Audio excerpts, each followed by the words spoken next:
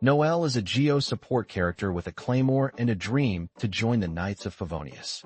She offers a unique set of abilities that make her a valuable asset to any team. In this guide, we'll show you how to unlock her full potential. Noelle's story is one of dedication and perseverance. As a maid, she looks up to the Knights captain and strives to become a great warrior like her. Her journey is one of self-improvement and growth. Noelle's vision and abilities make her a formidable support character. Her breastplate skill allows her to shield allies and create openings for attacks.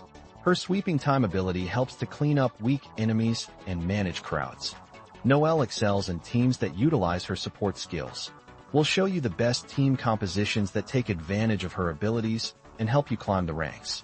To get the most out of Noelle, you'll need the right artifacts and weapons. We'll guide you through the best builds for her and help you optimize her performance. That's it for our comprehensive guide on Noelle. We hope you found it helpful in unlocking her full potential.